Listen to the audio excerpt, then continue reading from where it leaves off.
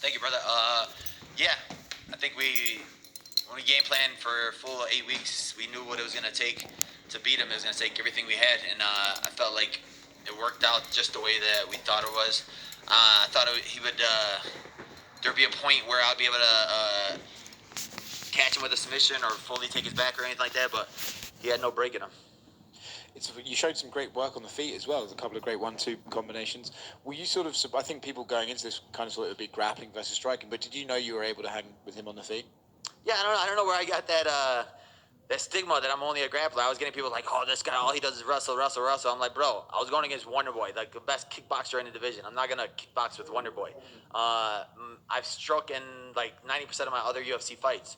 I knew that my striking can compete with the best in the division. It was just like, when I have to use it, I'll use it. I leveled up training for a guy like Wonder Boy because when you're training for a striker like that, you do a lot of striking. So that was gonna be my plan B against Wonder Boy. I didn't have to use it. Plan A worked. I think we spoke about this the other day at media day that the division's been like top heavy, like guys won't take fights and let other people sort of crack that top 3 or 4. Do you think this is the one that gets you up there, gets you those names like Coby Covington? I know you called out. Who's the only one in the division with a better run than I am on? Like, I'm literally fighting Maya, Wonder Boy, Luque.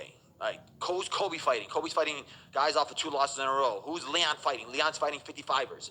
Like, none of these guys are fighting the contenders in the division. None of these guys had the guts to do that. I'm the one that's going through 5, 4, 3, 2, 1. I'm the one that's saying yes to the toughest in the division. Like, Leon may have more wins than me, but he doesn't have the quality of wins that I have. I was going to ask you if you felt that you had a better record than him, and considering he's about to fight for the title. I do. I don't think he deserves to fight for the title. I think that I do. I think he got that Dana White privilege.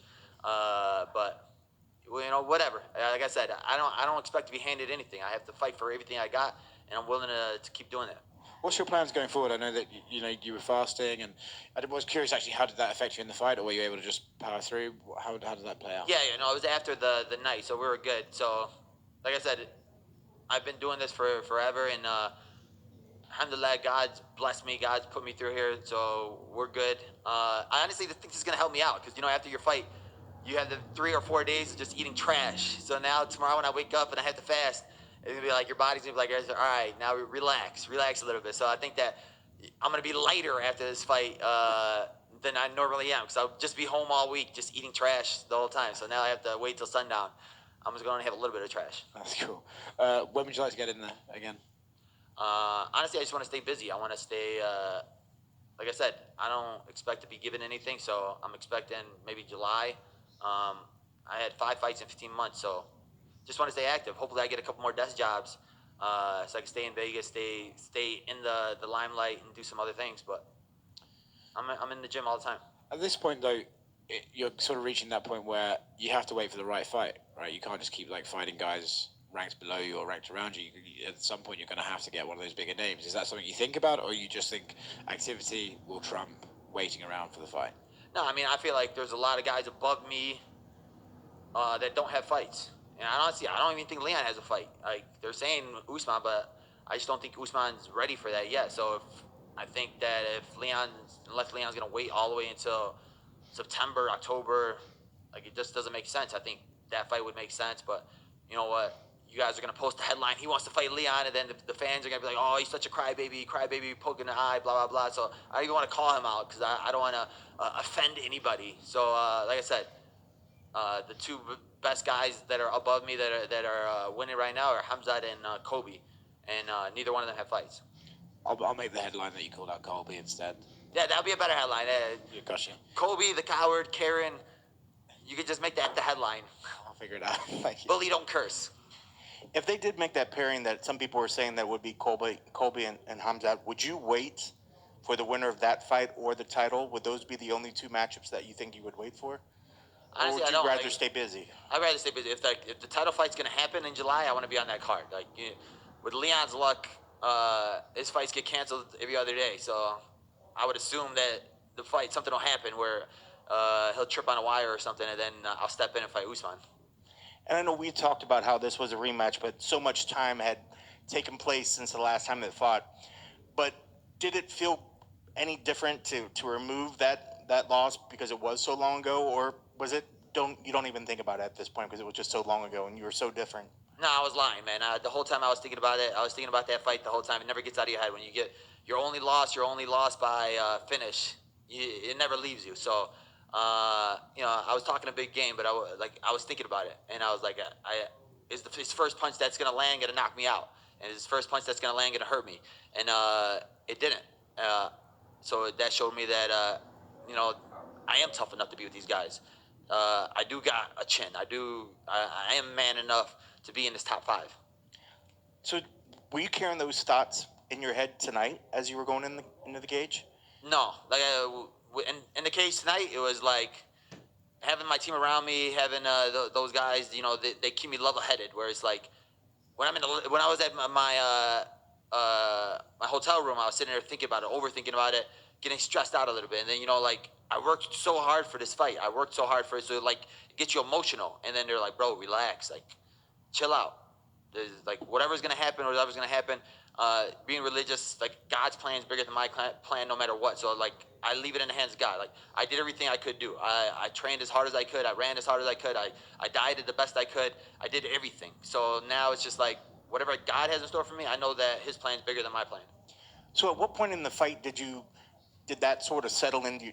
Did you settle down? Was it after you finally took a couple punches, or is it just after maybe even that first round where you just felt like, okay, we're here, I'm in this, and that you felt like you were starting to push the pace and control it? Yeah, it was after the first round. I had to get through that first round. I was like, let's get through this first round. We didn't make it out of the first round in the first fight. I felt his best punch in that first fight. He didn't feel my best punch in that first fight. Like I didn't show him anything in that first fight. So getting past that first round, it's like, all right, let's go now. And I know you want people to give you more respect on your hands, but you are getting a lot of respect. And Daniel and those guys were getting you a lot of respect for your ground game when you're on top. Do you think you have some of the best top game when you're on the ground? I think I do. I think that a lot of people underestimate me everywhere. They don't think that I'm as strong as I am. I'm not from Dagestan. I don't have cauliflower ears, so they don't expect my grappling to be as good. They don't expect me to be as fast as some of these guys. They don't expect me to be as strong as some of these guys. But when I'm in there and they feel my pressure, they feel my will, my heart, my willpower, I'm above all of them. Did anything sort of surprise you out there from him? Maybe even in the sense that you were so prepared that you were surprised that he wasn't effective in a certain area that you maybe thought he was going to be more effective.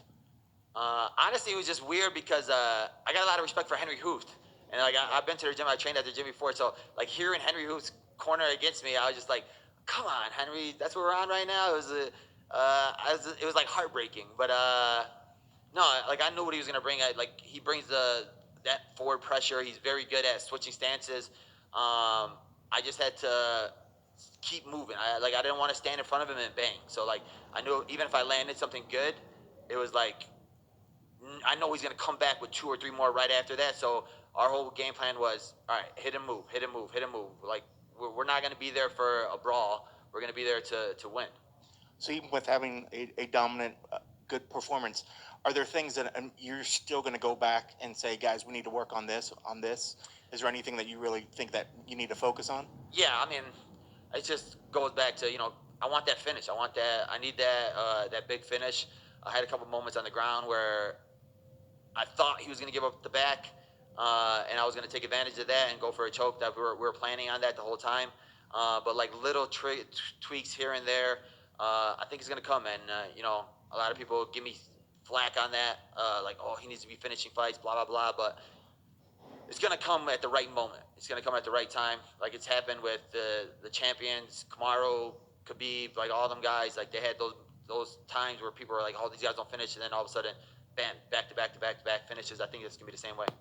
And last for me, and I don't know if you even got a chance to really watch the fights while you're back in their preparation. There were a couple weird fouls tonight that ended fights. I don't get your thoughts on whether things are said they're not intentional and all this other sort of thing. It was just some weird finishes on. We were literally arguing about that back there. I'm like, bro, like all these guys are like, you're winning the fight, and then you do an illegal move, and then all of a sudden, all right, the fight's over, and that guy ends up losing, but you did the illegal move. So I'm like, how did Peter Yan lose his belt at that time? So I'm like, if you win the first 2 rounds, you can do something illegal, then all of a sudden it'll go to the judges' scorecard. Like, that really didn't make sense to me. I think that's gonna make them do some sort of rule changes or something like that. But like Dominic Cruz said, like, how do you judge the intention of it? Like, you're saying, oh, it wasn't intentional, but the dude threw the knee to the head when he was on the ground. Like, you got to know those things. I don't care if you're seeing red or not. Like, there's rules, so you got to beat those rules. And